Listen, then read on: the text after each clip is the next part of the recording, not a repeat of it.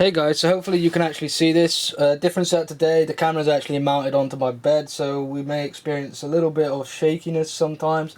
But we're going to boot up the Orange Pi. Now the first thing I had to do was put an image onto a SD card, a micro SD card, slot her in, and then it's just a case of plugging her in to switch her on, which I have. Which I do have, and basically we just plug it into the slot on this side of the board, and then we should see a boot screen appear, hopefully. There we go. It was fairly easy to set up. Basically we had to download Win32 imager and SD formatter, and once we've done that, then it's just a case of formatting the micro SD card and then slotting an image onto it with the Win32 imager. So hopefully you can see it. I apologise we're not downstairs, and I apologise for the mess in front of my TV, but this is basically what you get. I think the login is Orange Pi, and we're in. So yeah, it's really easy to set up, actually, easier than a lot of people have said it was. Really simple to do, really easy to do. Just find an image online. They do have some available from the website, but some of them aren't as easy to write as others, and basically you just download that image. I went onto Lacquer, I went onto Retro Orange Pi, I downloaded those images. I've tried out a couple already, but I thought we'd show you how quick the OS is compared to the $9 chip. So Raspberry Pi costs around 30 quid. I think the three costs around £32. This is the Orange Pi PC, which actually cost £16 from China. It shipped from China through GearBest, and it took about 10 days to get here. And you've seen the unboxing already and a bit of a look at the board. This is it. You get 3 USB slots on the side. All 3 seem to work for me, so I don't know why some people have been having problems. And once we boot up Lubuntu, we get this nice little Orange Pi home screen with a couple of things built in. So the first thing we should try out, I think, is how quick the browser will load. Now, I think it takes a little bit of time to load, but I also think that the audio doesn't come through, doesn't actually come through the actual HDMI. It comes through on a separate port, so we may not be able to hear anything anyway. But we'll just type in YouTube and we'll see if we can hear anything through the TV. But I don't think we can. I think it all just comes through that 3.5mm jack on the side, which is also a TRRS jack, so we can use the standard AV if we like. But you can see it actually is pretty damn quick. And if we just type in,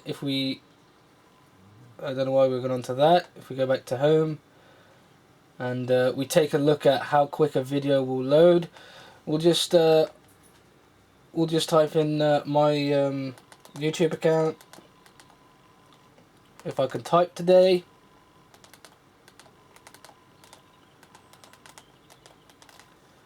So we'll just click the top one, and there we go.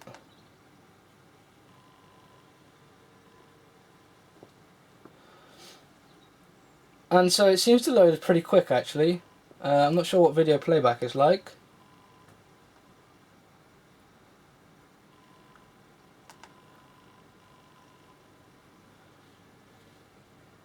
Well, it seems pretty smooth. Obviously we can't hear the audio, and I'm not sure how we get it to come out of the speaker itself. Because if we go into like volume control settings, it brings up Alsa Mixer, but none of this actually works at all.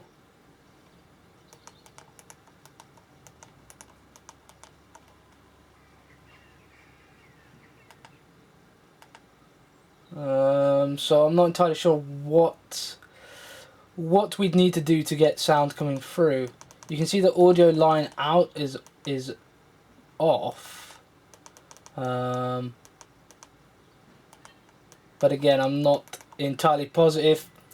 Anyone has any idea on how to change the values in here and how to get stuff to actually work, please do let me know in the comment section below, because potentially we could get sound through the HDMI.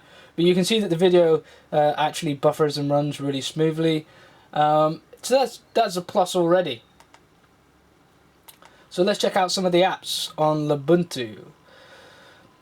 So let's go to sound and video. Looks like we've got Aqualung, Brasero, we've got Gnome Player, which obviously we've tried on the Pocket Chip and the chip. SM Player, again, I think we've tried on the Pocket Chip and the chip. We've also got a little camera app here as well.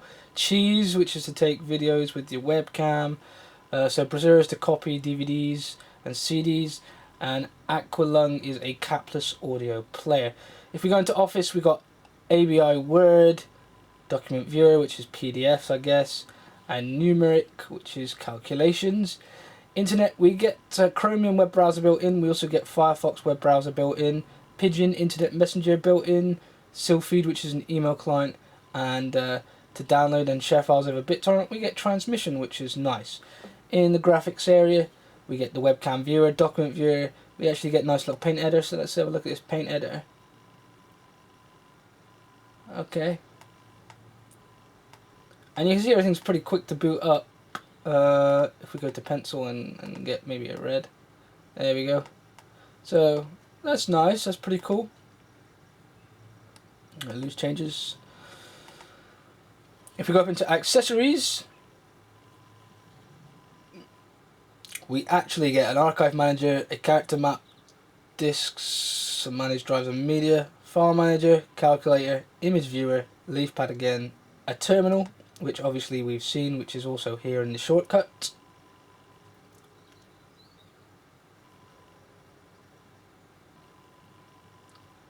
And certain things seem to take a long while to boot, whereas other things don't. It's quite weird.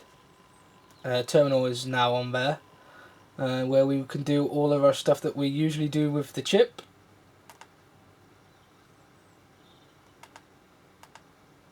Some things do take a while to disappear as well, by the looks of it.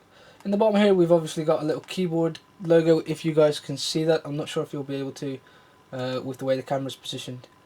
But we've got a few little things on the bottom which we can left click and change, I think.